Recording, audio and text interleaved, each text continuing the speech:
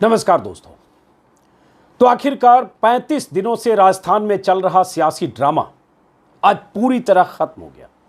हालांकि खत्म तो 3 दिन पहले ही हो गया था, जब सचिन पायलट और अशोक गहलोत के खेमे में युद्ध विराम हो गया था। लेकिन आज विश्वास मत भी अशोक गहलोत की सरकार जीत गई। मैं 3 घंटे तक लगातार राजस्थान के एक चैनल पर वहाँ जो विधानसभा से प्रसारण हो रहा था वो देखता रहा।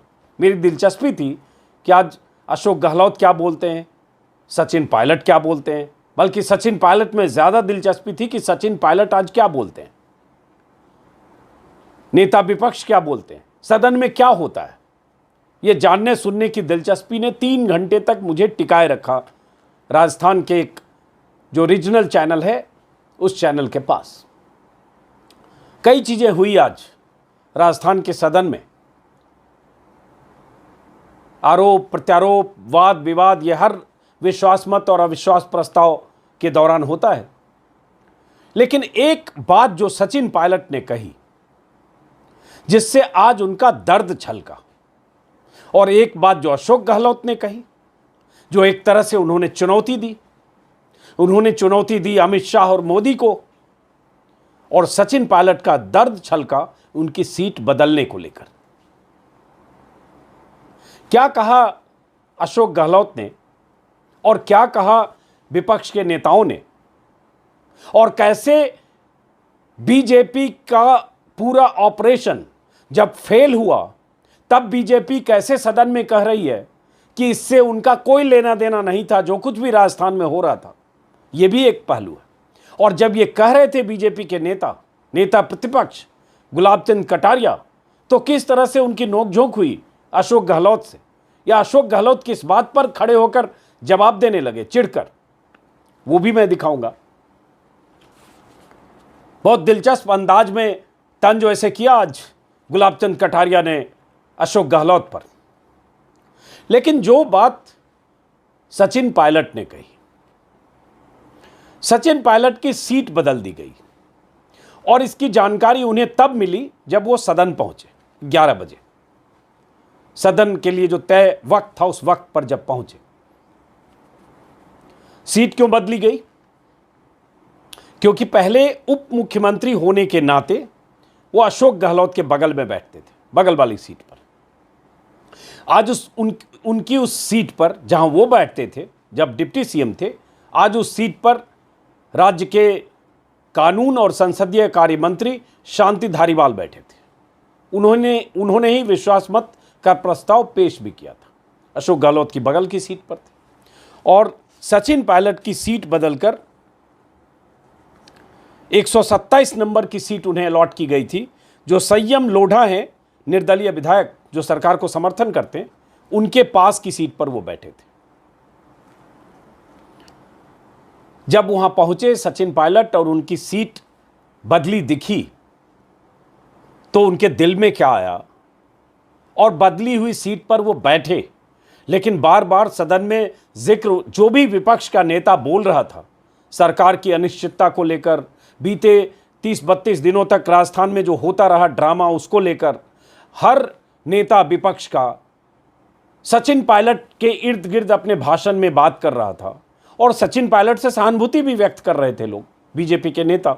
ये भी बहुत दिलचस्प था, उनकी तारीफें भी कर रहे थे। उसी बीच जब प्रतिपक्ष के उपनेता राजेंद्र राठौर बार बार उनका नाम लेकर सदन में अपने भाषण में उनका जिक्र कर रहे थे, तो अचानक बीच में सचिन पायलट उठे, और उठकर उन्होंने क्या कहा वो सुनिए। उसमें उनकी तकलीफ भी है, उनका दर्द भी है, सीट बदले जाने को लेकर उनके मन में जो गुबार है या उसके पहले जो कुछ उन्होंने सोचा होगा वो भी है, और साथ में लाचारगी बेचारगी के साथ ये भी कि मैं अब हर हाल में सरकार के साथ हूँ, आ गया हूँ, तो हर तरह के सरकार पर जितने भी हमले होंगे हर हमले के लिए कवच बनकर खड़ा रहूँगा। क्या कहा जरा सुनिए। मैं सुबह 11:15 बजे हाउस के अंदर आया और सीट को यहाँ पर पाया। मैं बहुत लंबा इंटरवेंशन नहीं करना चाहता हूँ, लेकिन पहले जब मैं वहाँ बैठता था तो सुरक्षित था, सरकार का हिस्सा था। फिर मैंने सोचा कि अध्यक्ष महोदय ने और हमारे चीफ विप साहब ने मेरी सीट यहाँ पर क्यों रखी है। 2 मिनट मैंने सोचा और फिर देखा कि ये सरहद है, पक्ष है, विपक्ष है, और सरहद पर किसको भेजा जाता है? सबसे मजबूत योद्धा को भेजा जाता है। और आज इस विश्वास मत में जो चर्चा हो रही है उसमें बहुत सी बातें बोली गई, बहुत सी बातें बोली जाएंगी। समय के साथ साथ सब बातों को खुलासा होगा।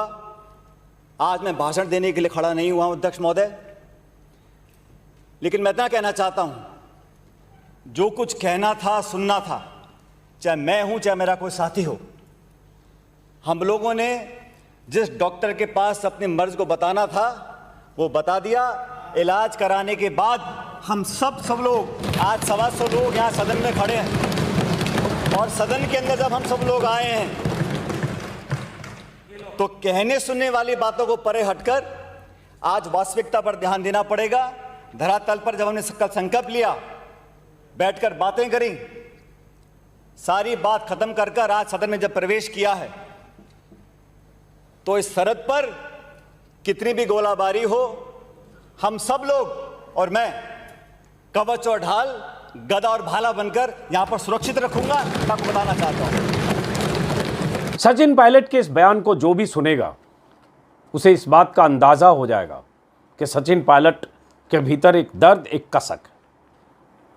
जिस तरह से समझौता हुआ है, जिस तरह से युद्ध विराम हुआ है, जिस तरह से उनकी घर वापसी हुई है, बाहर जो दिख रहा है वो अलग बात है, लेकिन उन्हें एहसास है कि वो कुछ खोकर लौटे हैं। और इसी बात का जिक्र करते हुए उन्होंने एक तरह से अपनी दिल की बात कह दी। दिल की बात जुबान पर आ जाए, उन्होंने कहा कि मैं वहाँ होता था तो लगता था मैं सुरक्षित हूँ।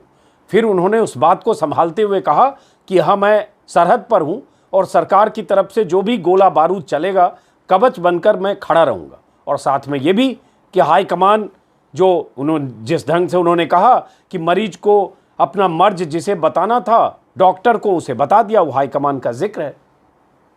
ये सचिन ने तब कहा जब उनकी सीट बदली हुई थी। तो ये होता है, ये तकलीफ उनकी दिखी। और आपको बता दें कि सचिन के जो समर्थक 2 मंत्री थे, विश्वंत सिंह और रमेश मीना, उनकी भी सीट बदली गई।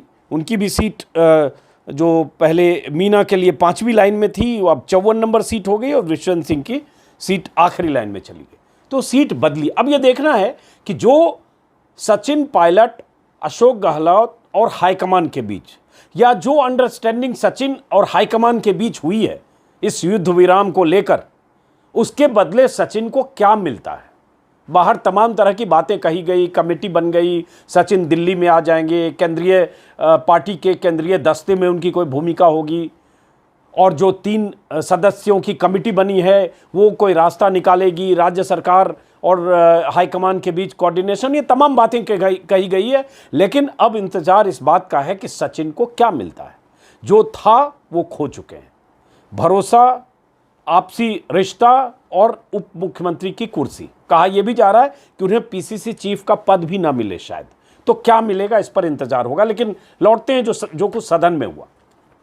सदन में जैसा कि होता है, विश्वास मत का प्रस्ताव पेश किया गया शांति धारीवाल की तरफ से। पहले बीजेपी की तरफ से खबर आ रही थी कि बीजेपी अविश्वास प्रस्ताव लाएगी, कल तक ये खबर थी। फिर बीजेपी को लगा होगा उसका कोई मतलब नहीं है, क्योंकि क्लियर कट दिख रहा है कि 125 विधायक सरकार के साथ हैं, 72 और 3, 72 अपने और 3 उनके समर्थक, 75 अधिक से अधिक उधर हैं, तो कोई फायदा नहीं। तो बीजेपी ने अपना अविश्वास प्रस्ताव का इरादा बदला और विश्वास प्रस्ताव सरकार लेकर आई, क्योंकि गहलोत सरकार निश्चिंत हो गई। लेकिन गहलोत ने एक बड़ी बात कही और शांति धारीवाल ने भी कही। उन्होंने अपने प्रस्ताव के समय शांति धारीवाल ने बहस में हिस्सा लेते हुए कहा कि राजस्थान में न तो किसी शाह की चली न किसी तानाशाह की। और उसके बाद उन्होंने जो बाड़ेबंदी हुई और उसका जिक्र करते हुए उन्होंने कहा कि बीजेपी कहती है कि कांग्रेस ने विधायकों की बाड़ेबंदी की है। अगर ये बाड़ेबंदी है तो आपने जो विधायक गुजरात भेजे थे, क्या वो रासलीला रचाने गए थे? इस तरह की भी बात खैर सदन में हुई। और महाराष्ट्र सरकार कैसे बनाने की महाराष्ट्र में कोशिशें हुई थी उसका भी जिक्र हुआ। यही बात अशोक गहलोत ने भी कहा। लेकिन अशोक गहलोत ने एक बड़ी चुनौती देकर एक बात कही और बहुत नाटकीय अंदाज में कही। वो तब कही जब सबसे आखिर में उनका भाषण था, और उन्होंने आखिर में कहा, इसलिए उनके भाषण में क्या था मैं भी इस वीडियो के आखिर में बताऊंगा, उनका वीडियो दिखाते हुए। लेकिन उससे पहले बीजेपी नेताओं ने क्या कहा। बीजेपी के नेताओं ने, ज्यादातर नेताओं ने जिन्होंने बहस में हिस्सा लिया, सचिन पायलट की जबरदस्त तारीफ की, कहने की कोशिश की कि ये जो झगड़ा था या जो भी 30-35 दिन का ड्रामा था, ये आपसी घरेलू संघर्ष, आपसी झगड़ा था, इससे बीजेपी का कोई लेना देना नहीं था। जबकि देश ने देखा कि पर्दे के पीछे कहीं न कहीं हो रहा था, उस खेल में बीजेपी शामिल थी। बीजेपी के नेताओं के बयान, सतीश पूनिया ने जो बीजेपी के स्टेट प्रेसिडेंट हैं, एक बार तो 4 कदम आगे जाकर यहां तक कह दिया कि सचिन पायलट ऐसे हालात बनते तो सचिन पायलट भी प्रदेश के मुख्यमंत्री बन सकते हैं। यह अलग बात है कि वसुंधरा राजे सिंधिया पर्दे के पीछे रहकर बीजेपी के इस फैसले या बीजेपी की कोशिशों के खिलाफ थी। कहा यह गया कि यह भी एक बहुत बड़ा फैक्टर था कि बीजेपी इसमें उस तरह से खुल के आना चाहिए, बीजेपी नहीं आई।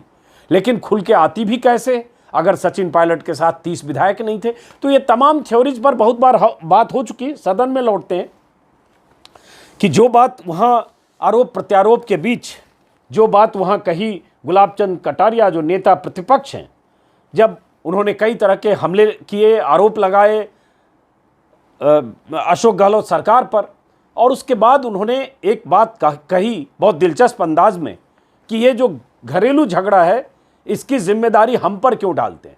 मैं चाहूंगा कि उनके उस बयान को आप खुद सुनिए, और बहुत तंज है। और उनके उस बयान के बीच ही अशोक गहलोत इतने नाराज हुए कि उठकर खड़े हो गए। क्या अशोक गहलोत ने कहा और क्या गुलाब चंद कटारिया ने कहा, इस वीडियो में सुनिए, और उसके बाद मैं बताऊंगा कि अशोक गहलोत ने क्या खास कहा। और सबसे बड़ी बात मानना पड़ेगा कि अशोक गहलोत ने 30-32 दिनों के संघर्ष में जैसे तैसे हर तरह के तरीके अख्तियार करके शाह और मोदी की उस विनिंग मशीन जिसे कहते हैं, जो सरकारें गिराने के लिए हर तरह के हथियारों का इस्तेमाल करने वाली टीम है, उस टीम को शिकस्त दी है।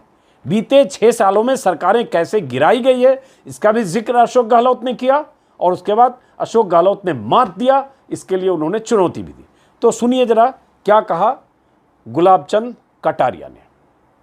पहले दिन से 18 महीने तक अगर आप ये कहो कि मैं उप मुख्यमंत्री का 18 महीने से शक्ल नहीं देख, मैं बातचीत नहीं करता हूं, नकारा है, नाजोगा है, अच्छे कपड़े पहनता है, अच्छी अंग्रेजी बोलता है, ये मैंने बुलवाया था आपसे? ये मैंने तो नहीं बुलवाया, मैंने तो नहीं कहा, बीजेपी ने तो आपको ये नहीं कहा कि आप ये बोलो जिससे आपका मामला ठीक बैठ जाए। गलती आप करो, दोष हम पे मंडो, और बार बार जब कभी भी पत्नी से झगड़ा हो जाता है ना, तो पत्नी को तो कुछ कह नहीं सकते हैं, तो बच्चे के थप्पड़ मारते हैं। समझ में तो सीधा आ रहा है ना। क्या आपने सुना मैंने क्या कहा था? आपने सुना है? बिना सुने क्यों बोल रहे हो? सुनी हुई बातों में क्यों बोल रहे हो? लेकिन इसमें कोई शक नहीं है कि अशोक गहलोत ने नाकारा, नालायक, निकम्मा, अंग्रेजी बोलने वाला सब कुछ कहा था सचिन पायलट को। और वो दौर था जब वो बुरी तरह नाराज थे, जब तलवारें खिंची हुई थी, जब लग रहा था शायद अब समझौते की गुंजाइश खत्म हो गई है। और उसके बाद अशोक गहलोत के 2-3 ऐसे बयान आए। आज उन्होंने कहा कि पूरा सुनकर आइए, लेकिन ऐसे उनके बयान थे। अब बात आती है जो अशोक गहलोत ने कहा। अशोक गहलोत ने एक बात जो कही, बाकी तो उन्होंने कांग्रेस का गिनाया। उन्होंने बहुत तंज वाले लहजे में कहा कि आप कांग्रेस का क्या जिक्र करेंगे, कांग्रेस की क्या बात करेंगे। जब कांग्रेस पर हमले कर रहे थे बीजेपी के नेता, तो उन्होंने जिक्र आज़ादी की लड़ाई की कि आज़ादी की लड़ाई में नेहरू 10 साल जेल गए, कांग्रेस के तमाम नेता जेल गए, इंदिरा गांधी के दौर का भी उन्होंने जिक्र किया। सारी बातें करते समय एक बात बोला कि आपके किसी नेता ने तो उंगली भी नहीं कटाई, कांग्रेस का इतिहास आप पढ़ लीजिए। तो ये सब उन्होंने कहा। लेकिन एक बात क्या कही जो सबसे अहम है, सबसे अहम उन्होंने कहा, जिस पर उनके समर्थकों ने, जो विधायक थे कांग्रेस की, उन्होंने तालियां बजाई, कि मोदी और शाह ने तय कर रखा था कि मैं राजस्थान सरकार गिरा दूंगा, और मैंने तय कर रखा था कि मैं गिरने नहीं दूंगा। आपकी कोई चाल, हमारा जो कुनबा बैठा हुआ है, इसको आप कितनी कोशिश कर लोगे, आप, आपके साथी, आपके हाईकमान, जिसे तय कर रखा है राजस्थान सरकार को मैं गिरा के रहूंगा, और मैं तय कर चुका हूं किसी कीमत पर गिरने नहीं दूंगा।